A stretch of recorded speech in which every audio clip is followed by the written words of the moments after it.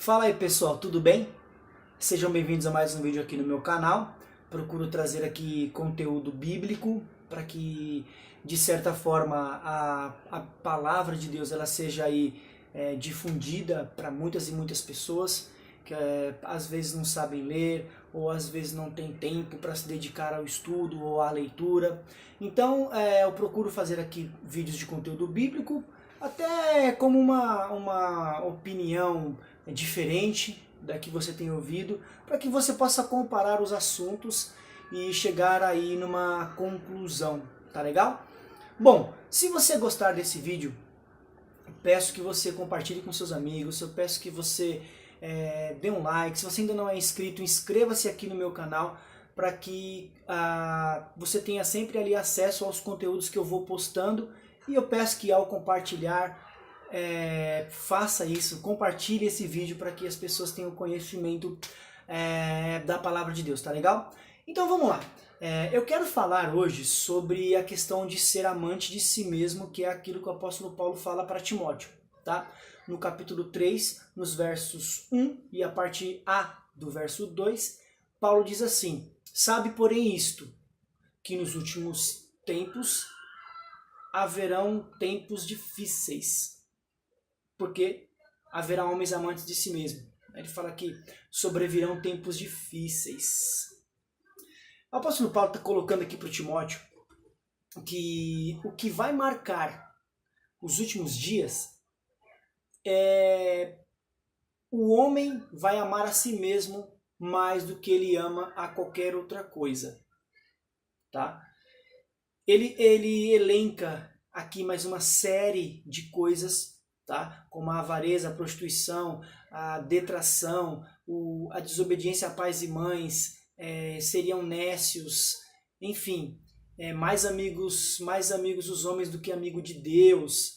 E aí o apóstolo Paulo fala sobre Janes e Jambres que se opuseram a Moisés naquele episódio onde o cajado de Moisés se transforma numa serpente e os magos ali do Egito também conseguem transformar os seus cajados em serpentes, mas a serpente de Moisés ela engole, ela devora a serpente de Janes e Jambres, mostrando sempre que não importa o número ou a quantidade de números dos inimigos, Deus sempre vai vencer.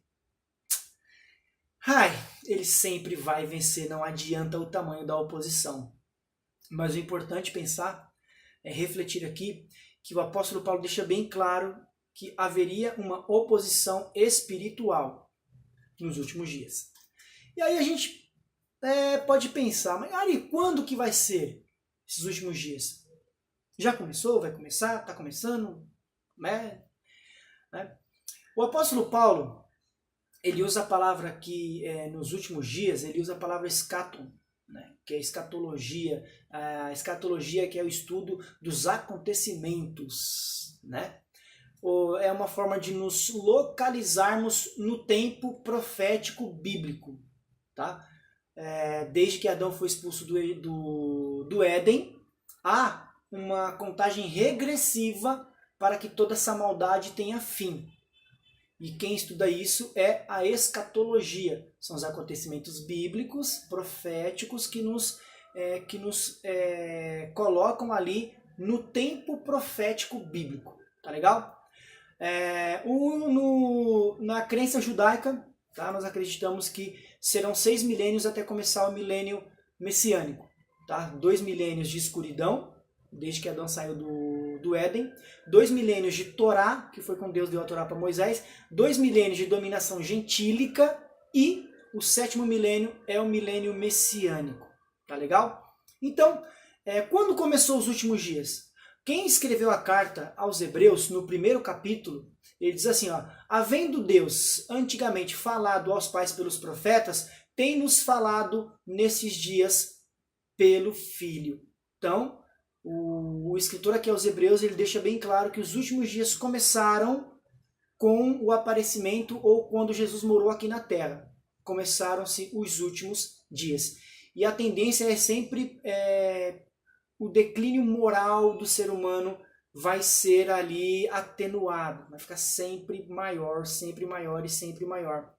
Então, tem que ter muito cuidado com a perversão do homem.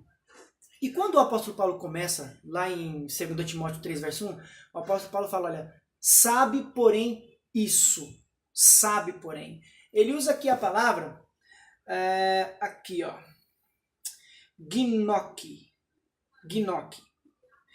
aliás,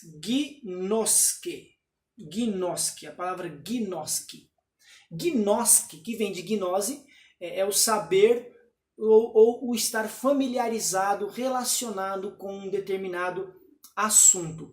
Quando uma pessoa leiga em matemática é questionada, por exemplo, sei lá, se alguém me perguntar o que é matemática, eu vou dizer que é um conjunto de números com a qual nós conseguimos fazer contas. Só isso.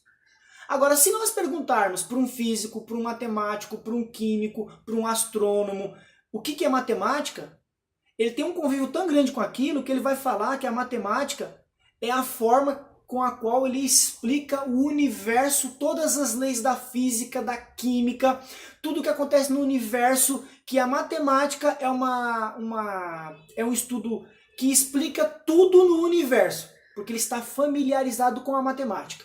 Nós, ou os que têm conhecimento raso em matemática, pensa que matemática é apenas para fazer contas de mais, de menos, dividir de vezes e saber quanto vou ter que ganhar para pagar minhas contas no final do mês e só. É isso que a gente pensa, né? Quanto que eu tenho que ganhar para pagar minhas contas para conseguir os meus objetivos. Basicamente isso. Então o apóstolo Paulo fala para Timóteo, compreenda bem, tenha um relacionamento profundo, tá? Com as coisas que estão acontecendo no mundo.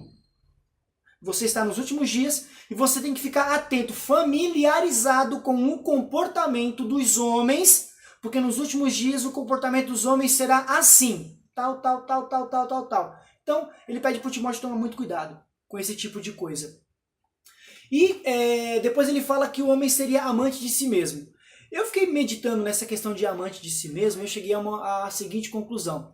Pode ser aqui, algumas pessoas pensam que amantes de si mesmo são homens que cuidam muito da beleza, que faz sobrancelha, que não sei o que, e tal, que se depila, só que tem nada a ver com isso. A questão de amante de si mesmo que o apóstolo Paulo trata aqui é esse terceiro participante de um relacionamento. Pode ser um relacionamento conjugal, um relacionamento de amizade, um relacionamento com Deus, não importa. O amante é sempre a terceira pessoa num relacionamento que não deveria existir. Eu sou casado com a minha esposa e se eu tiver uma amante, eu tenho um relacionamento extraconjugal que não é permitido. Se eu tiver um relacionamento com Deus e tiver um amante, significa que existe uma outra pessoa que está no meio do relacionamento com Deus que ela não deveria estar ali. E no caso, o apóstolo Paulo fala que esse terceiro elemento do relacionamento seria o próprio homem.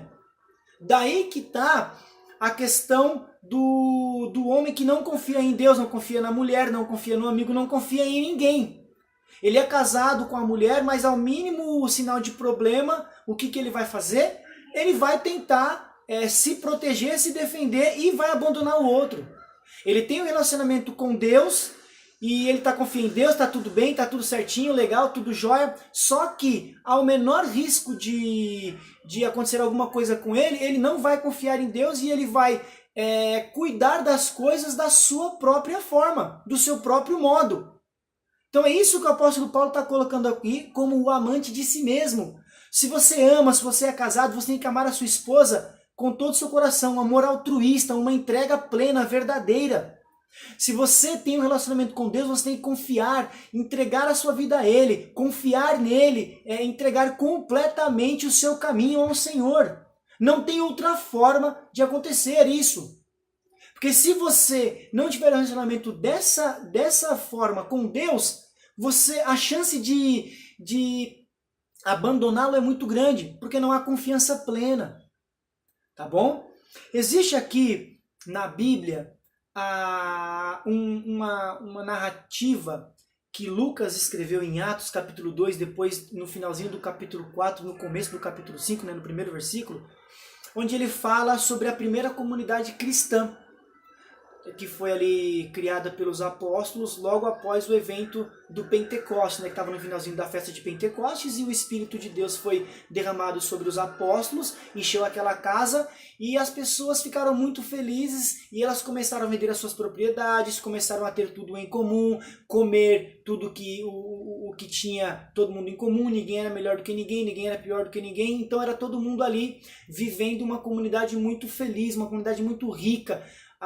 Em Atos 2 e também em Atos 4, no finalzinho do capítulo 4, diz que muitos sinais e muitas maravilhas eram feitas pelos apóstolos, havia muita cura, muito milagre, muita manifestação de Deus e todo mundo era feliz, os apóstolos tinham muita intimidade com Deus e Deus fazia muitas coisas, era uma maravilha, tá? Aí no capítulo 5, no primeiro versículo, diz assim, que havia ali o Ananias e a Safira, que eles venderam uma propriedade e foram entregar o dinheiro da propriedade para os apóstolos, e o Pedro falou assim, por que o inimigo encheu teu coração?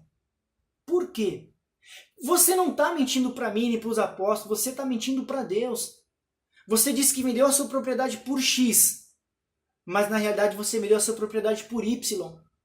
Se você não tivesse vendido, ela era tua, estava na tua mão. Era seu. Se você tivesse vendido e falar assim, olha, eu vou dar X para a comunidade, vou ficar com X, estava tudo certo. Mas vocês disseram que venderam aquela propriedade por X para poder reter um tanto, mentindo. E vocês mentiram para Deus, não foi para nós. Então a Safira morre. Depois o Ananias vai lá e conta a mesma história, mentindo, porque eles tinham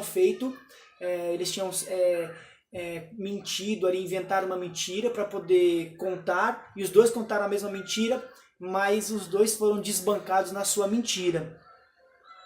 O que isso ilustra bem a questão de ser amante de si mesmo?